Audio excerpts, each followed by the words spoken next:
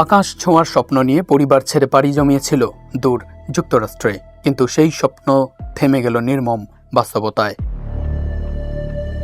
কয়েকদিনের উদ্বেগ, উৎকণ্ঠার অপেক্ষার পর অবশেষে মিলেছে নিখোঁজ দুই বাংলাদেশি পিএইচডি শিক্ষার্থীর খোঁজ, তবে জীবিত নয়, নিথর দেহে।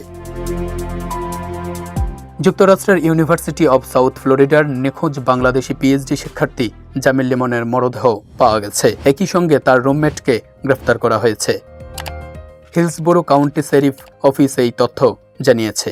অপর বাংলাদেশি শিক্ষার্থী নাহিদা বৃষ্টি হত্যাকাণ্ডের শিকার হয়েছেন বলে নিশ্চিত করেছেন তার ভাই জাহিদ হাসান প্রান্ত জানান, মার্কিন পুলিশ তাকে ফোন করে মৃত্যুর বিষয়টি নিশ্চিত করেছে। যুক্তরাষ্ট্রের 17 এপ্রিল নিখোঁজ হন লিমন ও বৃষ্টি। দুজনেই ইউনিভার্সিটি অব সাউথ ফ্লোরিডার পিএইচডি শিক্ষার্থী। ভূগোল, পরিবেশ বিজ্ঞান ও নীতি বিষয়ে পিএইচডি করছিলেন লিমন। অন্যদিকে নাহিদা পিএইচডি করছিলেন কেমিক্যাল ইঞ্জিনিয়ারিং বিষয়ে। নিখোঁজ হওয়ার আগের দিন দুজনকে সর্বশেষ ক্যাম্পাসে দেখা গিয়েছিল। 24 এপ্রিল শুক্রবার স্থানীয় সময় সকালে ফ্লোরিডার টেম্পার হাওয়ার্ড ফ্র্যাঙ্কল্যান্ড ব্রিজ এলাকায় পানিতে লিমনের নিথর দেহ পাওয়া যায়।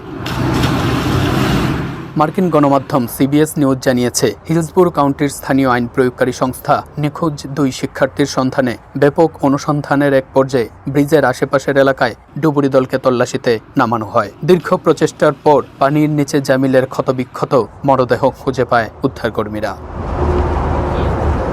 এই ঘটনার তদন্তে নতুন মোড় এসেছে জামিলার রুমমেট হিসাম সালেহ আবু ঘরবেহকে গ্রেফতারের মাধ্যমে। So the suspect Hisham was a roommate of Zamil, so that is where the connection lies.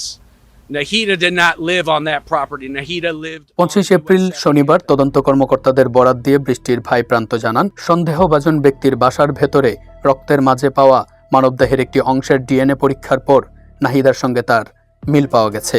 তবে তার শরীরের পূর্ণাঙ্গ অংশ উদ্ধার করা সম্ভব হবে কিনা সে বিষয়ে পুলিশ এখনও নিশ্চিত করে কিছু জানাতে পারেনি।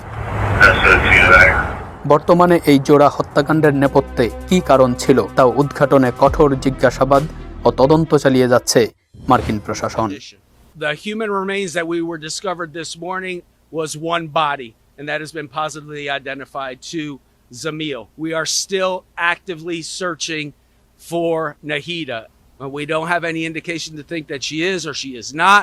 We are still actively trying to recover Nahida. Right now, we don't have any inclination to think that he was working with anybody else.